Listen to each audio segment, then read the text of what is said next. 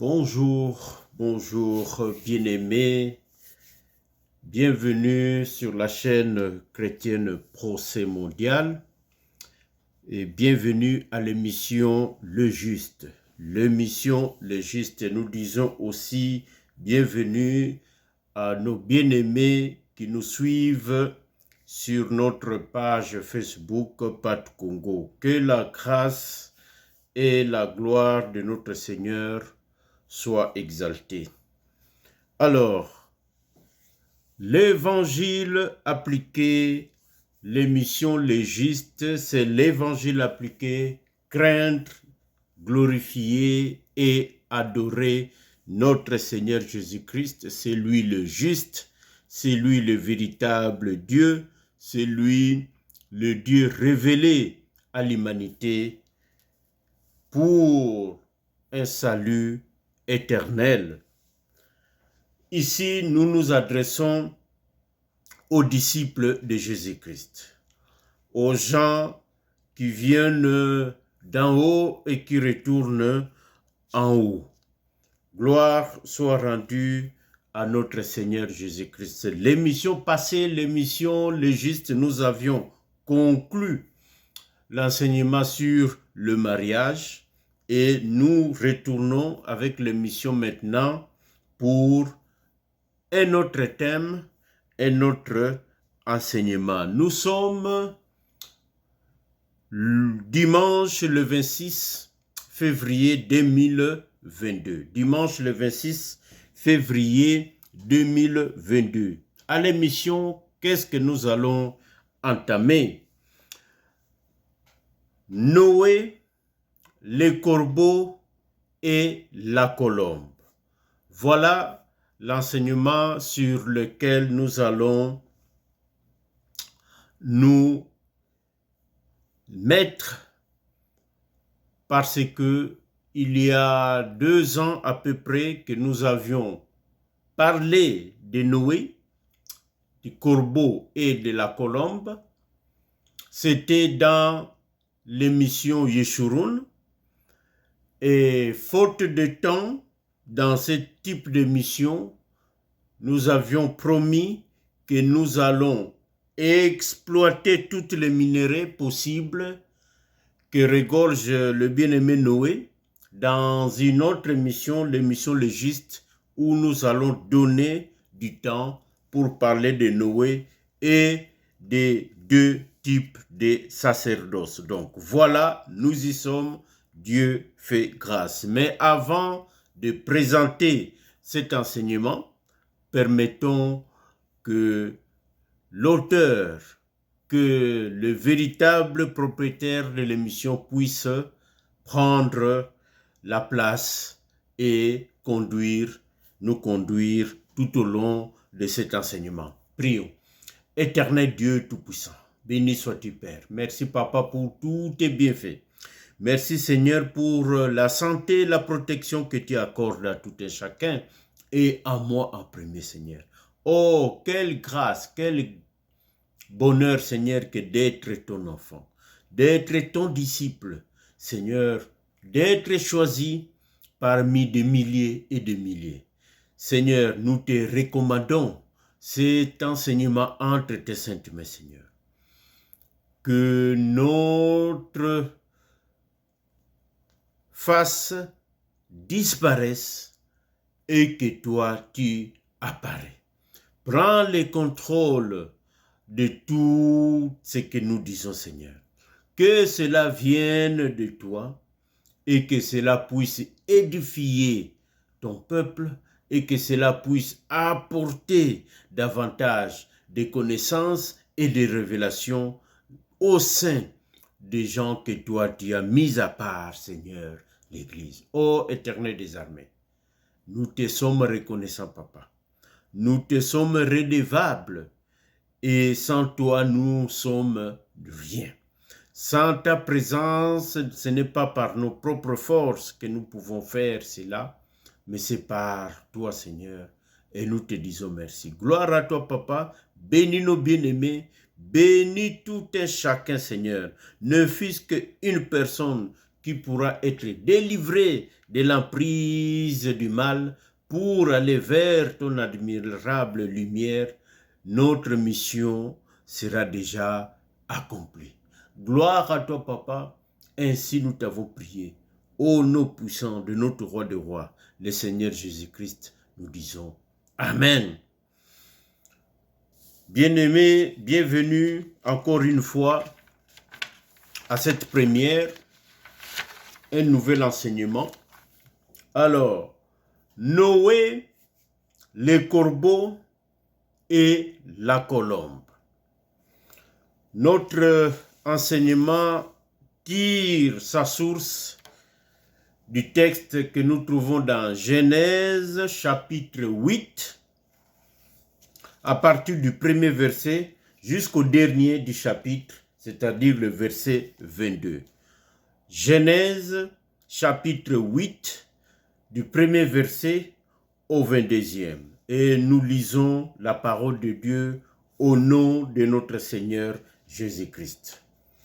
Dieu se souvint de Noé et de tous les animaux et de tous les bétails qui étaient avec lui dans l'arche, et Dieu fit passer un vent sur la terre, et les eaux s'apaisèrent. Les sources de l'abîme et les écluses des cieux furent fermées, et la pluie ne tomba plus du ciel. Les eaux se retirèrent de dessus la terre, et s'en allant et s'éloignant, et les eaux diminuèrent au bout de 150 jours. Le 7e mois, le 17e jour du mois, l'arche s'arrêta sur les montagnes d'Ararat. Les eaux allèrent en diminuant jusqu'au 10e mois. Le 10e mois, le premier jour du mois, apparurent le sommet des montagnes. Au bout de 40 jours, Noé ouvrit la fenêtre qu'il avait faite à l'arche. Il lâcha le corbeau qui sortit, partant et revenant, jusqu'à ce que les eaux aient séché sur la terre. Il lâcha aussi la colombe pour voir si les eaux avaient diminué à la surface de la terre. Mais la colombe ne trouva aucun lieu pour poser la plante de son pied, et elle revint à lui dans l'arche, car il y avait des eaux à la surface de toute la terre. Il avança la main, la prit et la fit rentrer auprès de lui dans l'arche. Il attendit encore 7 autres jours et il lâcha de nouveau la colombe hors de l'arche. La colombe revint à lui sur le soir, et voici, une feuille d'olivier arrachée était dans son bec. Noé connut ainsi que les eaux avaient diminué sur la terre. Il attendit encore 7 autres jours et il lâcha la colombe, mais elle ne revint plus à lui. L'an 601, le premier mois, le premier jour du mois, les eaux avaient séché sur la terre. Noé ôta la couverture de l'arche, il regarda, et voici, la surface de la terre avait séché. Le second mois, le 27e jour du mois, la terre fut sèche. Alors Dieu parla à Noé en disant, « Sors de l'arche, toi et ta femme, tes fils et les femmes de tes fils avec toi. Fais sortir avec toi tous les animaux de toute chair qui sont avec toi, tant les oiseaux que le bétail, et tous les reptiles qui rampent sur la terre. Qu'ils se répandent sur la terre, qu'ils soient féconds et multiplient sur la terre. » Et Noé sortit avec ses fils, sa femme, les femmes de ses fils, tous les animaux, tous les reptiles, tous les oiseaux, tous ceux qui se meuvent sur la terre selon leur espèce sortirent de l'arche. Noé bâtit un autel à l'Éternel. Il prit de toutes les bêtes pures et de tous les oiseaux purs et il offrit des holocaustes sur l'autel. L'Éternel sentit une odeur agréable et l'Éternel dit à son cœur, je ne maudirai plus la terre à cause de l'homme, parce que les pensées du cœur de l'homme sont mauvaises dès sa jeunesse. Et je ne frapperai plus tout ce qui est vivant comme je le fais. Tant que la terre subsistera, le semail et la moisson, le froid et la chaleur, l'été et l'hiver, les jours et la nuit ne cesseront point. Voilà, bien-aimés, le passage sur lequel nous marcherons tout au long de notre enseignement. Aujourd'hui, nous allons présenter l'autoroute, les bandes que nous allons emprunter. Nous allons énumérer des sujets que nous allons traiter pour répondre à notre promesse sur les sacerdoces. Mais avant de passer à cette présentation, point par point, permettez-nous quand même de dire un mot sur le texte. Une analyse du texte et de Moïse.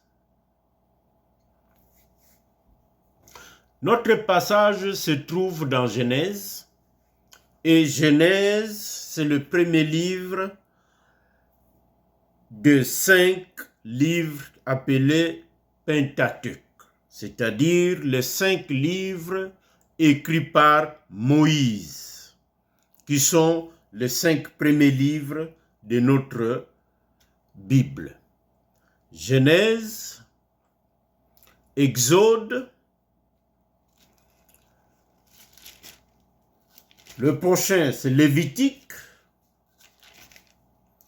le prochain c'est Nombre, et finalement Deutéronome. Il y a un parallèle ou une symétrie inversée avec les 5 derniers livres de la Bible, mais sur la chronologie. Les 5 derniers livres, chronologiquement parlant, nous avons Apocalypse, à l'envers évidemment. Nous avons les 3 épîtres de l'apôtre Jean et nous avons l'évangile de Jean. Ce sont les 5 derniers livres de la Bible chronologiquement parlant.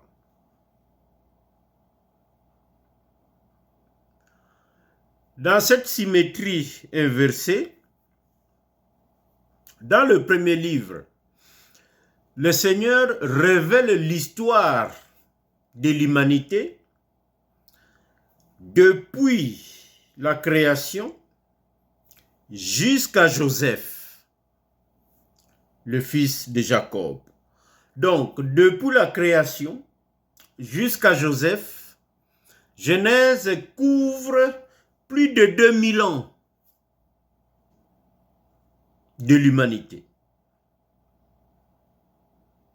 Plus de 2000 ans. Moïse n'est pas là. Moïse n'est pas encore sur terre. Donc, nous comprenons que Dieu va sélectionner des événements durant ces 2000 ans pour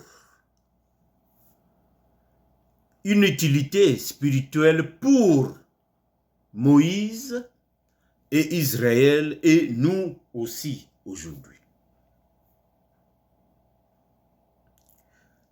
Moïse étant dans le désert lors de la réception de ces révélations. Dans le dernier livre, Apocalypse, le Seigneur va aussi révéler l'histoire, mais à venir, de l'humanité, depuis, on dirait, disons, de la croix jusqu'à l'éternité à venir. Et cela aussi, plus de 2000 ans. Et la majeure partie de ce temps, le bien-aimé Jean n'est pas là. Il est déjà retourné. Il est déjà mort. Donc, le Seigneur a aussi sélectionné les événements pour notre bien, pour l'Église aujourd'hui. Bien-aimés dans le Seigneur, tout ça pour dire quoi? C'est que il y a une prudence, il y a une précaution à tenir compte quand nous parlons du Pentateuque ou même des 5 derniers livres, surtout en l'occurrence le tout dernier Apocalypse et le tout premier Genèse. Bref, entre Moïse et Noé, car les événements que Moïse raconte, c'est Noé qui les a vécus. Entre les deux, Moïse et Noé, nous avons plus de 1000 ans de distance, d'écart. À l'époque de Noé, il y avait une seule race, il y avait une seule langue, il y avait une seule, toponymie, c'est-à-dire la manière ou la science de nommer les choses, de nommer une montagne, de nommer une rivière, de nommer un village, une manière de nommer une ville, une manière de nommer un lieu, etc., etc. Donc la toponymie était quasiment la même parce que les gens parlaient une seule langue, tout le monde pouvait comprendre les choses de la même manière. Mais à l'époque de Moïse, ce n'est pas le cas, ce n'est plus le cas. À l'époque de Moïse, il y aura plusieurs races, plusieurs cultures, plusieurs langues et plusieurs toponymies. Donc, une montagne appelée X par X peuple, la même montagne peut avoir Y nom par Y peuple, etc., etc. D'où la prudence, d'où la précaution. Notre problème, notre souci, c'est que des traducteurs des Écritures, des commentateurs, des théologiens ont distillé, ont traduit selon leur pensée, selon leur compréhension. Les commentateurs ont commenté selon leur pensée, selon leur compréhension, selon leur formation, etc., etc. Et même sur des sujets à ne pas débattre, les théologiens, les traducteurs, les commentateurs vont amener des débats. Je prends un exemple rapidement. Quand nous regardons la Nouvelle Alliance, le Seigneur Jésus attribue clairement la rédaction des 5 premiers livres à Moïse. Mais cela ne suffit pas pour nos théologiens et les commentateurs. Certains parmi eux contestent même celui qui détient, disons, l'autorité sur ces sujets. On va attribuer la rédaction des Genèses à des hypothèses, ils vont attribuer, bref, il y a des analyses que nous ne comprenons pas. Bref, tout ça pour dire que même si un grand théologien émet une hypothèse ou prend position sur un sujet des Écritures, ne prenez pas ça pour acquis. Même un traducteur traduit quelque chose, surtout en français dans notre Bible, ou en anglais pour les anglophones, ou en autre langue aujourd'hui, ne prenez pas ça pour du cash que cela s'est passé comme ça. Non, c'est très mauvais.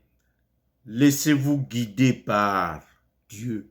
Laissez-vous guider par Dieu. Lisez très bien les Écritures et vous découvrirez le secret. Dieu cache des mystères dans ces Écritures. Bien-aimés dans le Seigneur. Voilà la précaution que je voulus partager avec vous, bien-aimés dans le Seigneur. Revenons à notre enseignement. Donc, aujourd'hui, nous allons présenter l'enseignement qui va peut-être durer, je ne le sais pas, 6 mois, une année, possiblement. Le premier point que nous traiterons dès l'émission suivante, nous regarderons le millénium de Noé. Ça sera comme une biographie et nous verrons que Noé regorge des révélations, une richesse incalculable, inépuisable, comme nous l'avions dit. Noé, c'est un scandale géologique. Donc, nous verrons le millénium de Noé. Ensuite, nous verrons les corbeaux dans tous ces aspects, dans les Écritures et dans la nature. Pareil pour la colombe, pour comprendre quelles sont les caractéristiques d'un corbeau et quelles sont celles d'une colombe. Très important, ça va permettre de mettre la base, le fondement de notre enseignement. Ensuite, nous entrerons dans le plat, nous entrerons de plein pied les paraboles prophétiques de Noé. Nous verrons les paraboles des sacerdoces. Nous verrons les serviteurs, paraboles des serviteurs. Et ensuite, nous verrons le voyage du corbeau. Combien de voyages ce corbeau a fait? Le corbeau qui partait, qui revenait, et on n'en parlait plus alors qu'il faisait des allers-retours. Il faisait ce que le Bakongo nous appelons le Kwenda Futuka. Combien au total il a fait? C'est infatigable oiseau. Nous verrons le voyage de la colombe qui en a fait 2 complets. Et le 3e, entre guillemets, incomplet. Finalement, nous irons aussi voir un autre type d'oiseau. Celui-là, c'est un oiseau spécial. Nous irons voir la tourterelle. Et nous verrons encore, mais jeune, la colombe. Comprenez, c'est Abraham ici. La tourterelle et la jeune colombe. Nous verrons au complet quand le corbeau sort et revient. Il sort, il revient. Et la colombe sort, revient. Est-ce qu'il y a eu des croisements? Nous disons que oui. Nous allons voir ces croisements. Est-ce qu'il y a eu des rencontres sur terre ou dans les airs et qui se sont parlés? Nous allons voir ça. Et nous verrons aussi des métamorphoses, c'est-à-dire des passages d'un corbeau vers une colombe ou d'une colombe vers un corbeau. Est-ce que cela est possible? Finalement, à la fin, nous atterrirons par une conclusion que nous réservons. Dieu nous fera grâce. Grosso modo, nous aurons plus ou moins 10 émissions pour passer. N'oubliez pas que nous ne pourrons pas exploiter tous les cobaltes, tous les manganèses, nous ne pourrons pas exploiter tout l'or, tous les diamants que regorge Noé. Non, non, non. Aucun géologue ne pourra arriver à les faire. Ce n'est pas possible. Donc, comprenez-moi, nous ne pourrons pas exploiter toutes les richesses des révélations que regorge Noé. Aucun serviteur de Dieu ne pourra y arriver. Nous prendrons une partie pour nous enrichir, pour faire notre bonheur. Bien-aimés dans le Seigneur. Donc, nous remercions le Seigneur par la grâce, les dons ministériels qu'il nous a accordés, et c'est par lui que nous tournons pour que cet enseignement soit le plus clair possible, que cela soit le plus édifiant possible et que cela puisse transformer nos vies, la vie de tout un chacun, que même ceux qui ne sont pas des disciples de Christ, qui ne sont pas encore des enfants de Dieu, puissent voir, puissent devenir.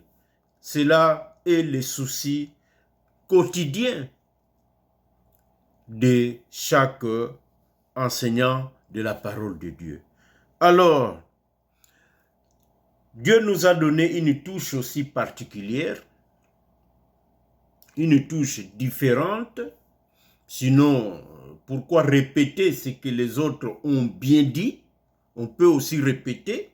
oui, tout en reconnaissant, mais il y aura une touche particulière que le Seigneur nous a accordée et qui pourra s'exprimer. Bien-aimés dans le Seigneur, donc, tout au long de cet enseignement, nous éclairerons des angles morts jusqu'aujourd'hui. Nous apporterons des choses que nous pensons nouvelles. Dieu nous fera grâce. Et que comme Moïse était instruit dans toute la sagesse égyptienne, que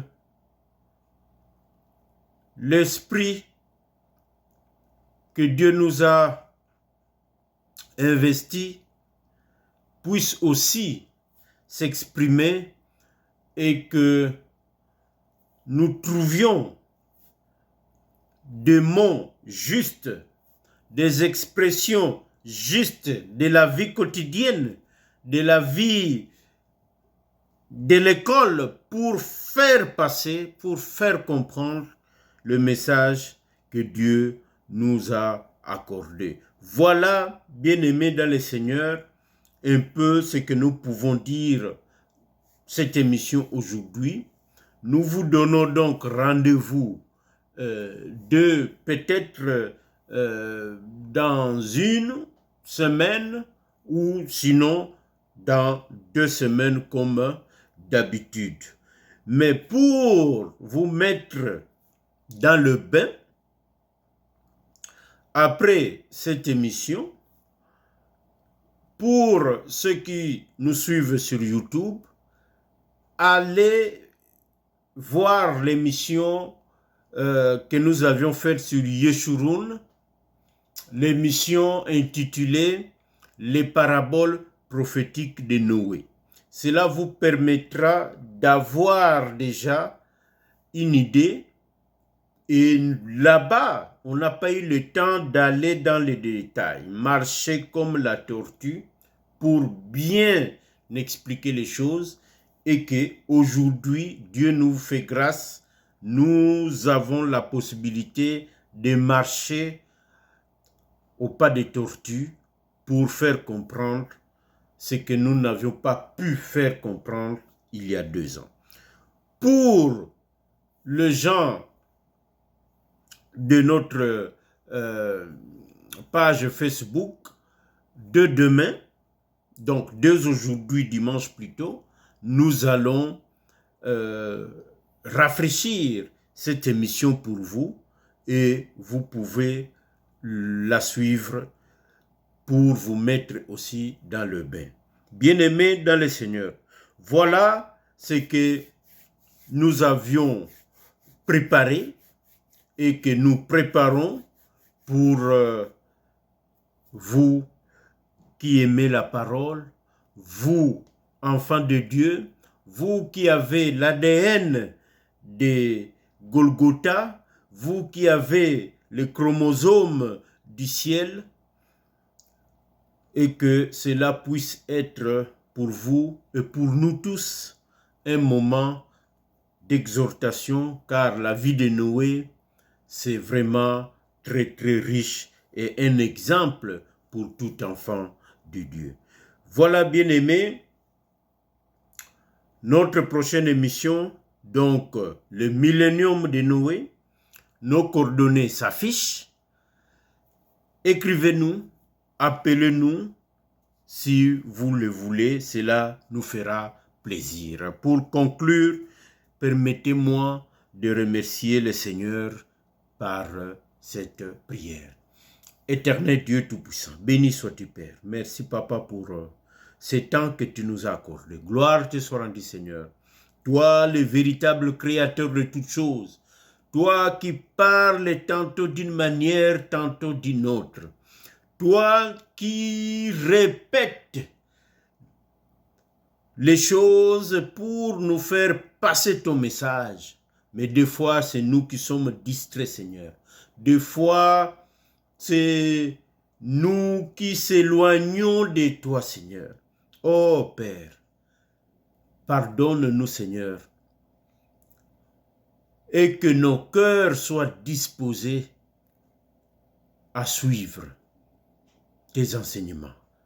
Ô Éternel des armées, que chaque bien-aimé, que chaque frère, que chaque sœur et toute autre personne, Seigneur, qui suivra cet enseignement puisse être édifié. Que les gens puissent se convertir, c'est-à-dire changer de vie, tourner de la direction opposée pour venir vers toi, se consacrer, donner leur vie à toi pour ceux qui n'ont pas encore fait cela, Seigneur.